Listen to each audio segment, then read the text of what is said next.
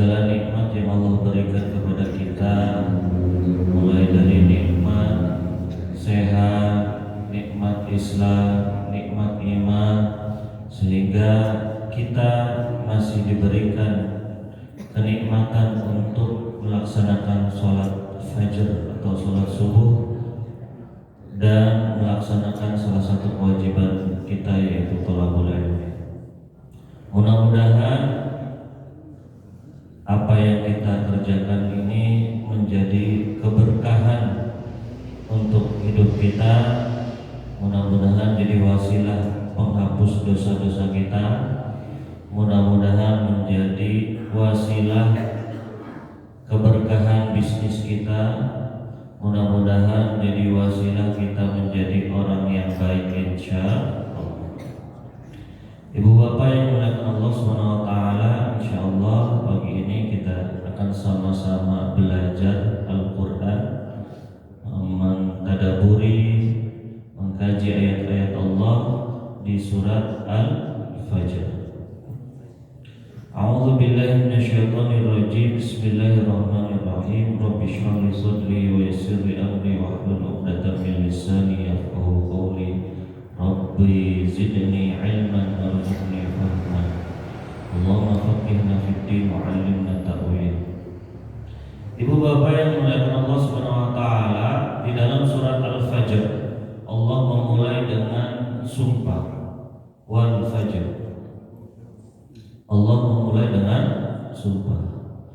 Jikalau Allah memulai dengan sumpah, berarti yang menjadi media sumpahnya itu adalah hal yang istimewa. Al-Fajr ini apa? Al-Fajr ini salah satu pendapat yang kita ambil adalah waktu subuh. Apakah istimewanya waktu subuh? Allah Subhanahu wa taala katakan, aqimis sholata liduluki syamsi ila ghasaqil laili wa qur'anal fajr. Inna qur'anal fajri kana mashhuda.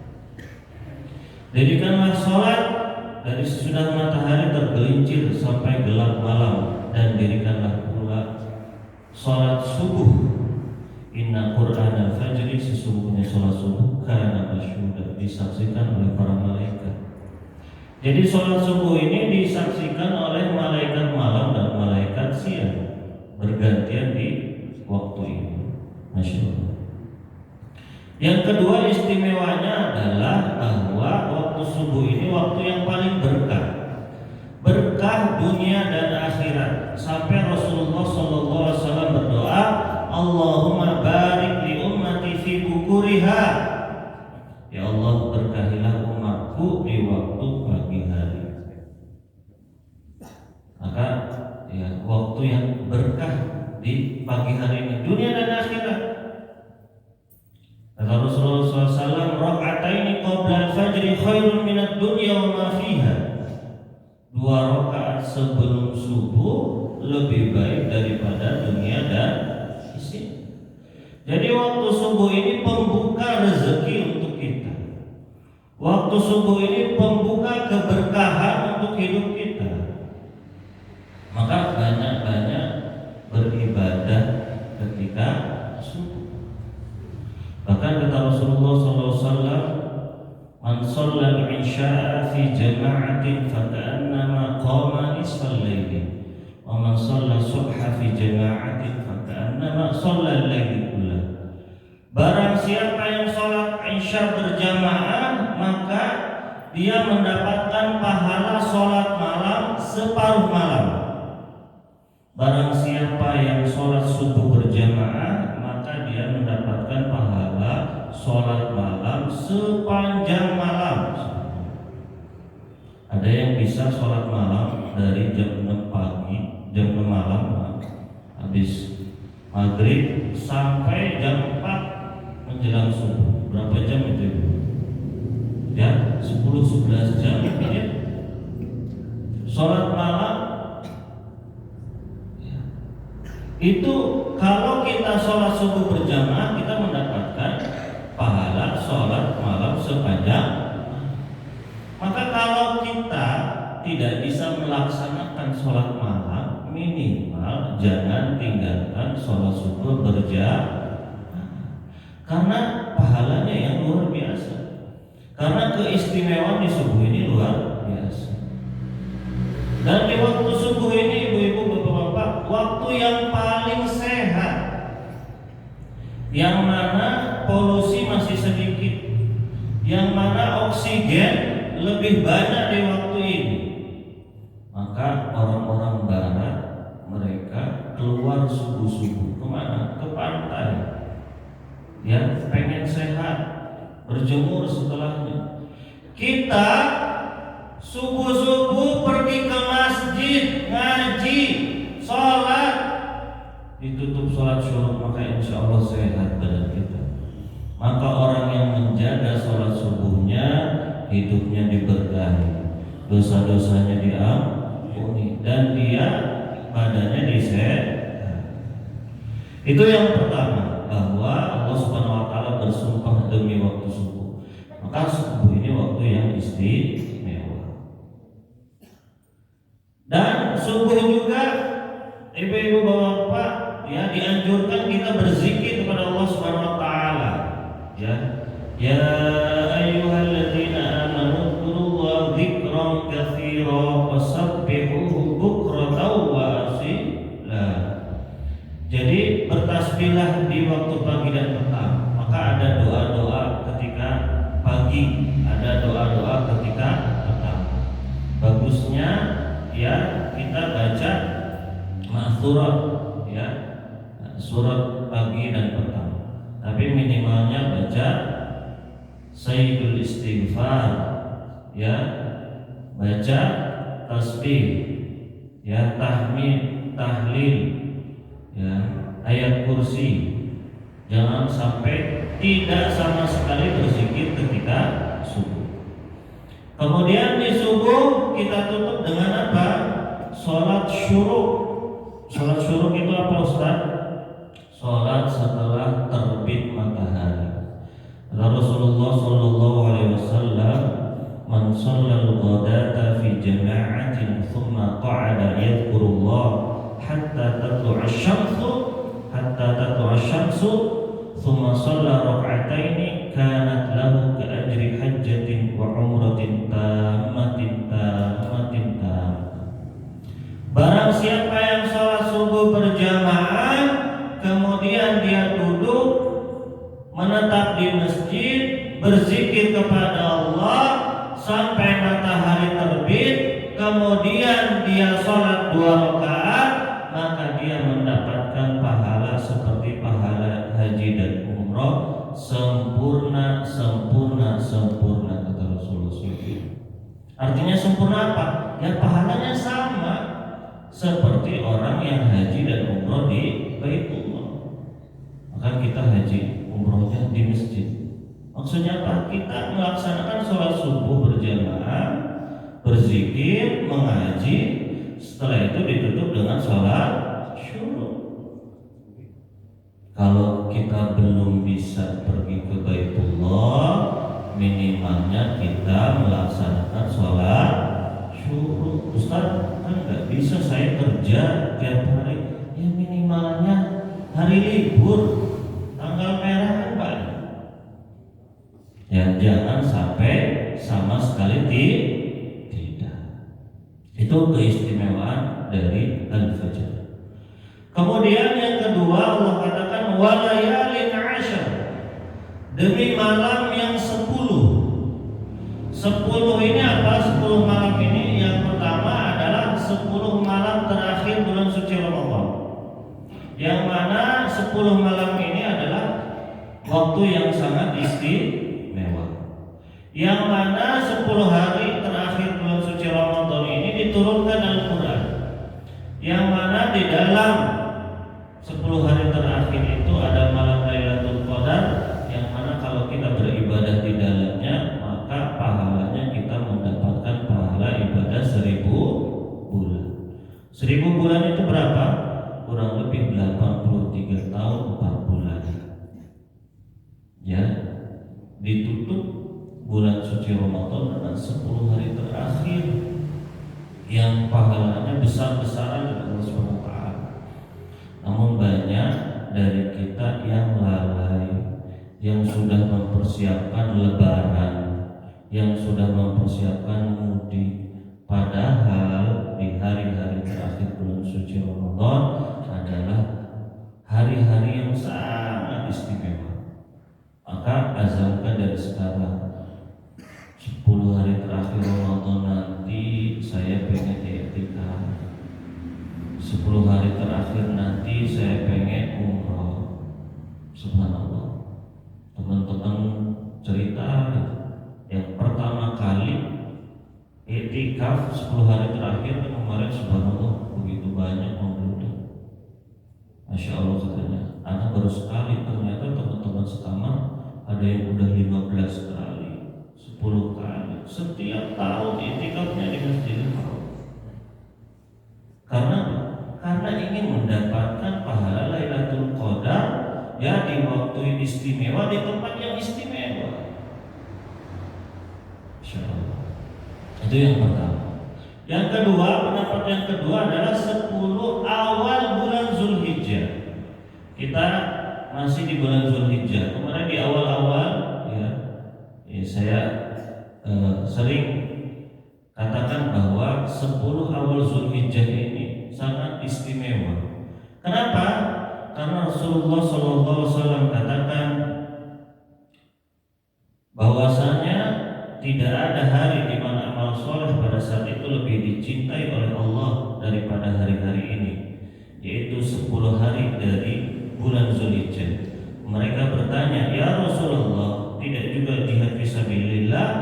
Beliau menjawab, tidak juga jihad fisabilillah, kecuali orang yang keluar berjihad dengan jiwa dan hartanya, kemudian tidak kembali dengan sesuatu apapun. Bahkan jihad fisabilillah ini kalah dengan amalan di 10 hari pertama bulan Zulhijjah. Kecuali orang yang berjihad dengan hartanya dan jiwanya kemudian dia mati syahid.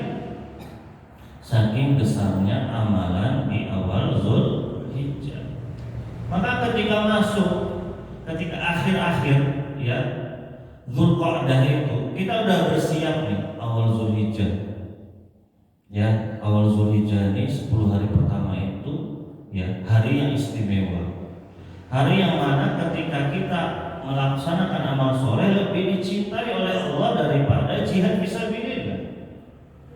Maka bagusnya kita puasa dari 1 sampai 9 Zulhijjah.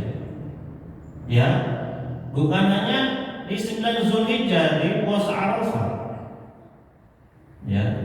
Di 10 Zulhijjah itu ya 10 hari pertama bulan Zulhijjah itu ada hari Arafah, yang mana puasa di hari tersebut mendapatkan pahala 2 tahun yang hapus dosa-dosanya, setahun sebelumnya dan setahun setelahnya. Ya, di 10 Zulhijjah hari ke-10 itu ada hari raya Idul Adha, yang mana hari raya Idul Adha ini ya disyariatkan untuk ibadah kurban. Maka 10 hari pertama bulan Zulhijjah ini waktu yang sangat istimewa untuk kita melaksanakan ibadah.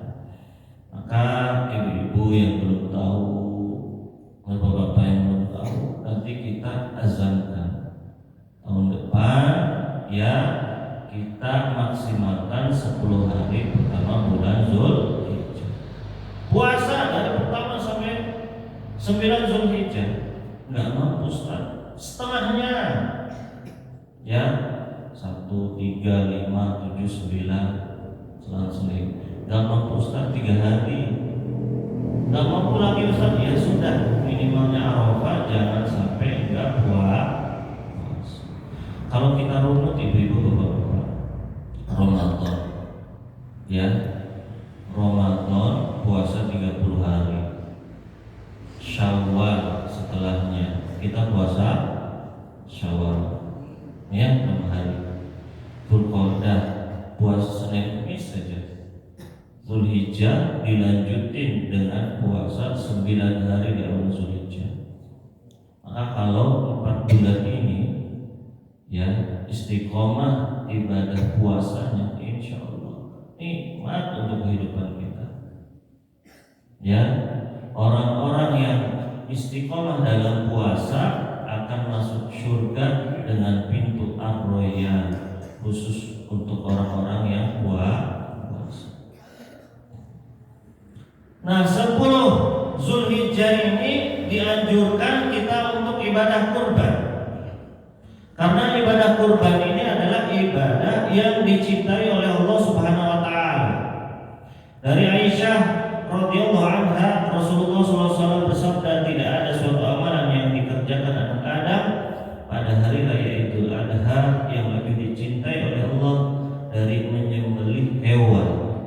Karena hewan itu akan datang pada hari kiamat dengan tanduk-tanduknya, bulu-bulunya dan kuku-kuku kakinya. Darah hewan itu akan sampai di sisi Allah sebelum menetes ke tanah.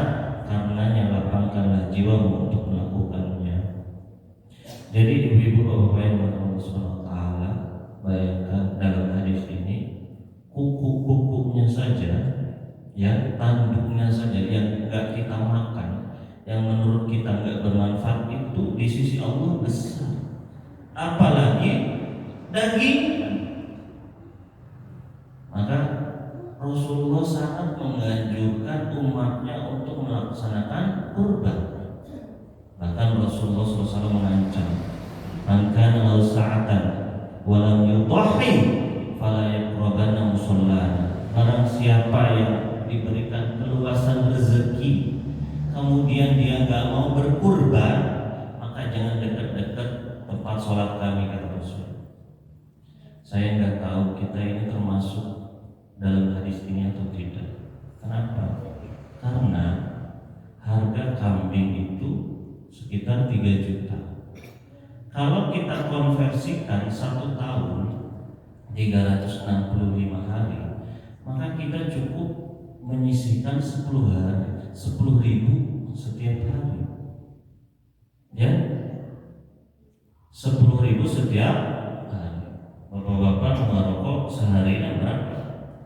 Ada 20.000, ada 30.000, bisa. Ya, ibu-ibu belanja per bulannya berapa? Setiap harinya berapa? Setiap minggunya berapa? Apakah tidak bisa kita menyisihkan 10.000 sehari sehingga 1 tahun menjadi 3.650? Ya.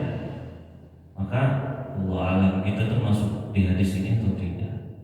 Siapa yang memprioritaskan Allah, ya pasti dia udah bersiap-siap.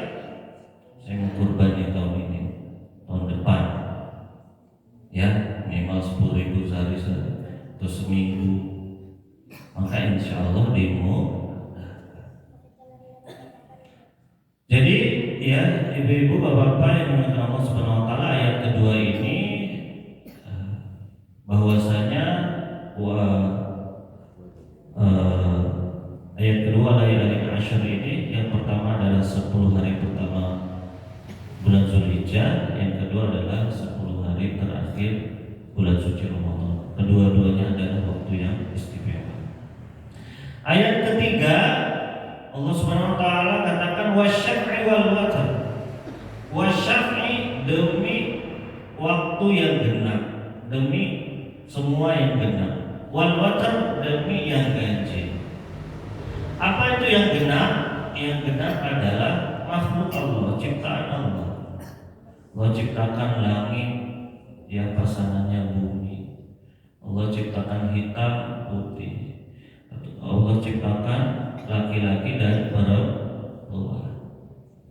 Ya, al-watr ini apa? Ya, innallaha witrun yuhibbul witr. Sesungguhnya Allah itu ya ganjil atau tunggal dan menyukai hal yang ganjil. Jadi genap dan ganjil ini adalah istimewa. Ciptaannya istimewa, semuanya berpasang-pasangan. Ya, maka orang yang menikah itu istimewa. Kenapa? Karena barang siapa yang sudah menikah, ya, faqad istakmala nisfal dini, dia telah menyempurnakan setengah agama. Falyattaqillah nisfal baqi, maka bertakwalah ya setengah lagi sisanya. Jadi beda orang yang sudah nikah sama yang belum nikah, keimanannya beda. Maka kalau sudah waktunya, segeralah untuk menikah. Ibu-ibu, bapak-bapak yang punya anak, sudah waktunya, nikahkanlah segera. Saya dulu di akhir-akhir semester S1 kuliah, pesan Syekh Fuad dari Yaman, beliau bilang gini, kalau antum bisa menjaga diri antum, menjaga mata antum, kemaluan antum, menjaga diri supaya tidak mendekati zina, maka setelah ini lanjutkan S2, S3, masih banyak, masih panjang menuntut ilmunya, masa depan antum masih jauh, kata beliau. Kalau antum bisa menjaga diri. Tapi kalau antum gak bisa menjaga diri antum, gak bisa menjaga mata antum, gak bisa menjaga kemaluan antum, sudah mendekati zina, maka nikahlah. Karena dia masa depan yang hakiki ada di akhirat. Masya Allah. Ya, nasihat yang luar biasa dari beliau. Maka kita teman-teman yang merasa sudah gak bisa menahan hawa nafsu, ya nikah solusinya. Yang bisa menahan hawa nafsu, ya lanjutkan S2, S3. Maka yang genap itu istimewa, yang ganjil istimewa tunggal Allah Subhanahu wa Ta'ala.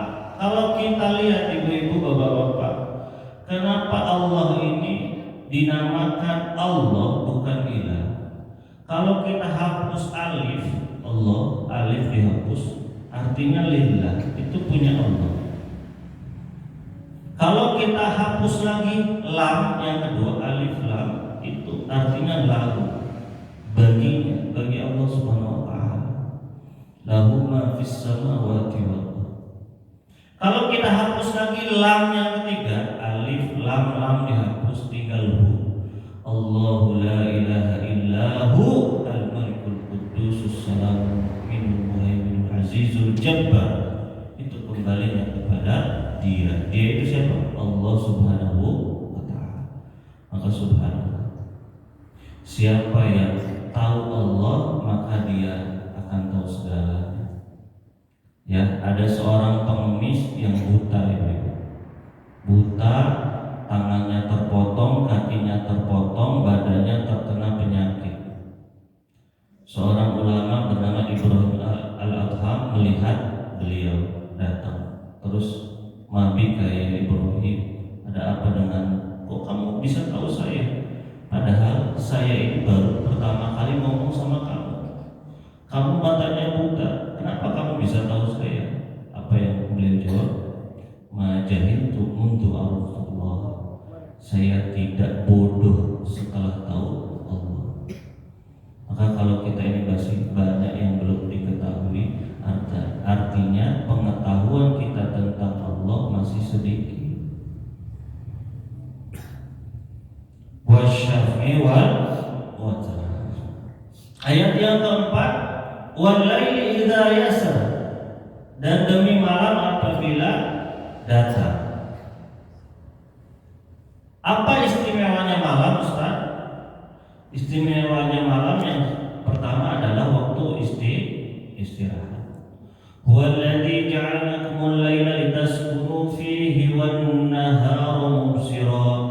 Inna fi dzalika laayatin liqaumin yasma'un. Dialah yang menjadikan malam bagimu agar kamu beristirahat padanya, dan menjadikan siang terang benderang. Sesungguhnya pada yang demikian itu benar-benar terdapat tanda-tanda kebesaran Allah bagi kaum yang mau mendengar. Jadi, ya, al-lail di sini malam ini litaskunu, supaya kamu beristirahat. Malam ini menutupi siang, menutupi jagat raya. Makanya Allah Subhanahu wa taala pernah katakan, wa ja'alna laila libasa. Kami jadikan malam sebagai pakaian yang menutupi badan. Malam ini ya yang menutupi jagat raya ini, supaya kita istirahat dari segala aktivitas kita. Ini karunia dari Allah. Apakah Allah bisa menjadikan sepanjang hari ini siang? Bisa. Apakah Allah bisa menjadikan bumi ini sepanjang hari malam? Bisa, sangat bisa. Ya, tetapi Allah tidak menjadikan itu. Allah jadikan siang, Allah jadikan malam. Beda nggak kalau misalkan kita nih ibu-ibu, siang misalkan kita pengen seperti malam, dari habis subuh misalnya kita tidur sampai menjelang zuhur itu berapa jam? 6, 7, 8, 9, 10, 11, 12 ya 6 jam misalkan. Sama kayak kita tidur jam 9 sampai jam 3 subuh. Kita tutup ya jendela, kita tutup pintu, matiin lampu, udah kayak dibuat malam. Kira-kira tubuh kita berbeda atau tidak? Beda ketika kita bangun habis malam dengan bangun waktu siang. Beda. Itulah rahmat Allah Subhanahu wa ta'ala. Itu yang pertama. Yang kedua, malam itu istimewa untuk apa? Untuk ibadah.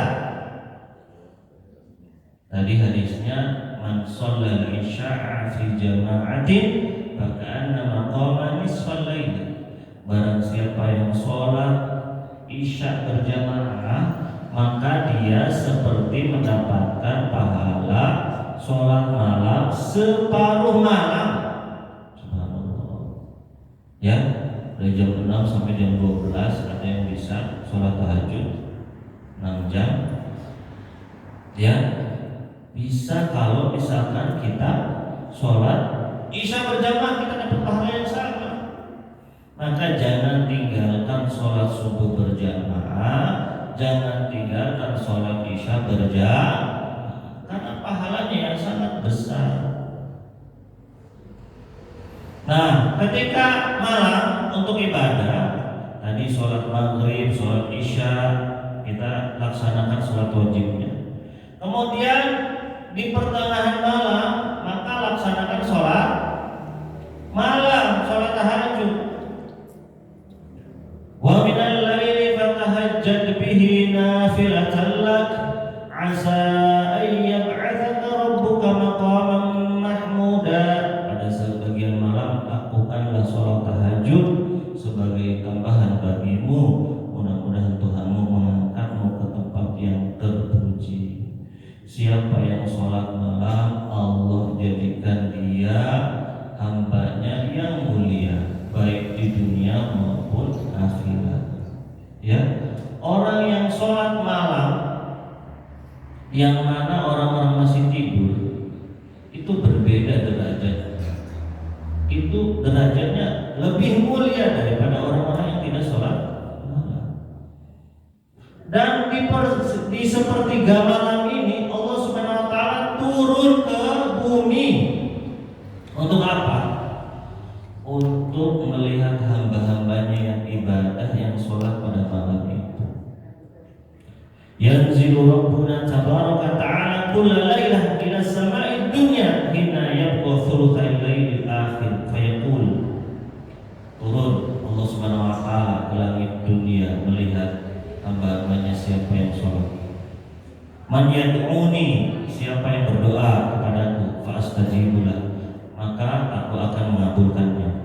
Wa man yas'alani, siapa yang meminta kepadaku, fa utiyahu, saya akan ngasih.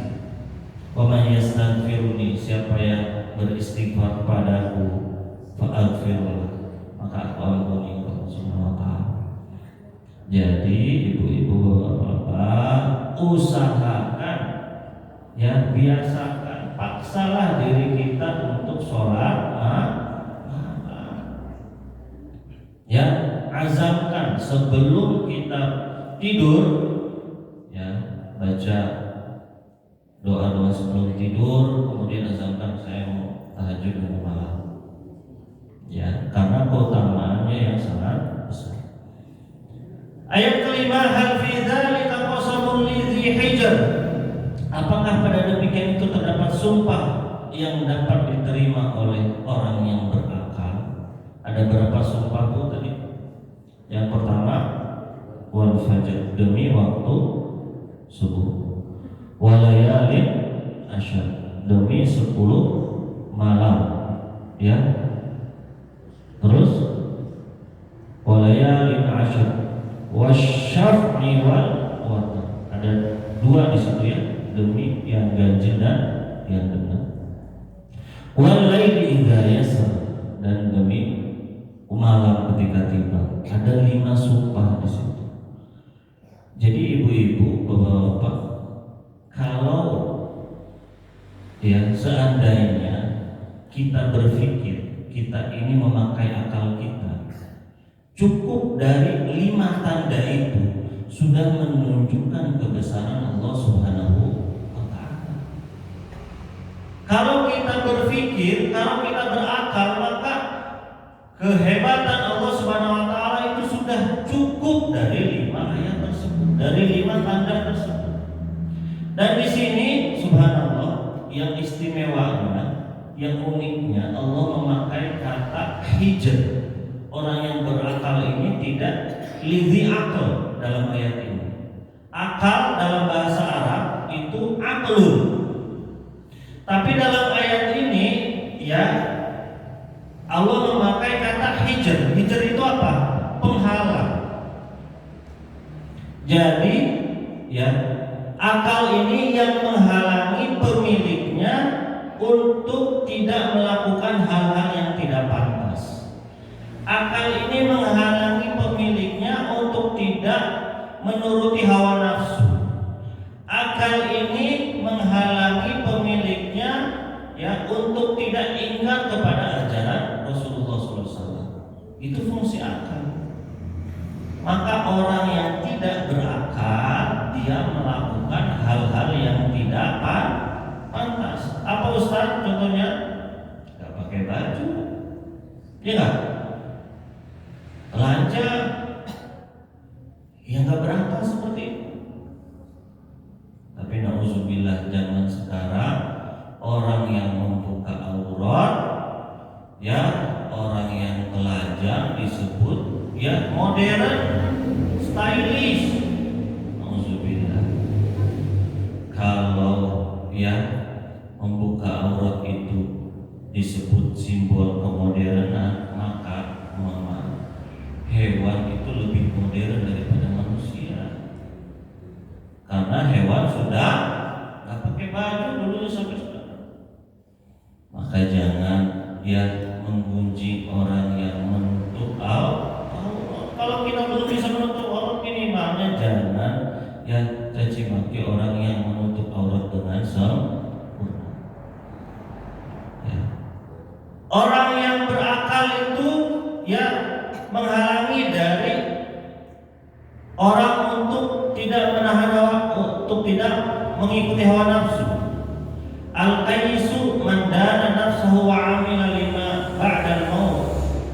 Orang yang pandai adalah orang yang mengevaluasi dirinya dan beramal setelah untuk kepentingan setelah mati. Jadi kalau misalkan orang yang berakal itu gitu, kalau zina, auzubillah ya, kenikmatan cuma berapa menit, tapi sengsaranya seumur hidup, dan di akhirat disiksa lagi. Orang yang berakal gitu. Kalau pinjam uang hasil riba, nikmatnya sesaat, jadi rumahnya, jadi usahanya, tapi sengsaranya seumur hidup, di akhirat disiksa lagi. Orang yang berakal. Ya, maka subhanallah, kalau kita memakai akal kita, kita akan mendapatkan ya keistimewaan. Kita akan bisa lebih berpikir tentang ayat-ayat Allah Subhanahu wa Ta'ala. Kemudian akal ini menghalangi supaya tidak kita ingkar kepada ajaran Rasul.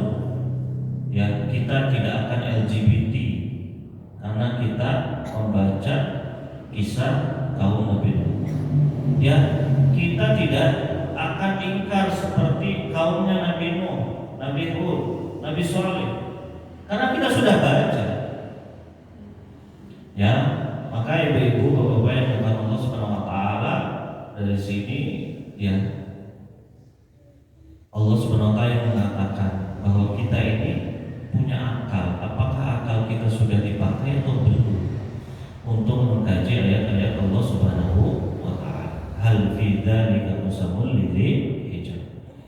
Kemudian ayat selanjutnya, alam tara kaifa fa'ala rabbuka bi'adi ramadatil ibad allati lam mithluha fil bilad. Itu adalah ancaman bagi orang-orang yang ingkar kepada Allah dan Rasulnya, akan seperti kaum-kaum yang dibinasakan. Mereka punya kekuasaan, mereka punya kekuatan, mereka punya kekayaan, namun itu semua tidak berharga di sisi Allah kecuali ketakwaan kepada Allah Subhanahu wa taala. Maka tidak ada artinya orang kaya tapi tidak beriman, punya kuasa tapi tidak beriman, tidak ada artinya. Itu mungkin yang bisa saya sampaikan pada kesempatan kali ini karena waktunya juga sudah habis. Ya, mudah-mudahan bisa kita lanjutkan di pertemuan selanjutnya. Mudah-mudahan kajian kali ini bisa menambah keimanan dan ketakwaan kita kepada Allah Subhanahu wa taala. Mudah-mudahan kita semua diberikan hidayah dan taufik bimbingan agar senantiasa istiqomah di jalan Allah Subhanahu wa taala. Barakallahu fikum, subhanakallahumma wa bihamdika, asyhadu an la ilaha illa anta, astaghfiruka wa atubu ilaik. Syukran. Assalamualaikum warahmatullahi wabarakatuh.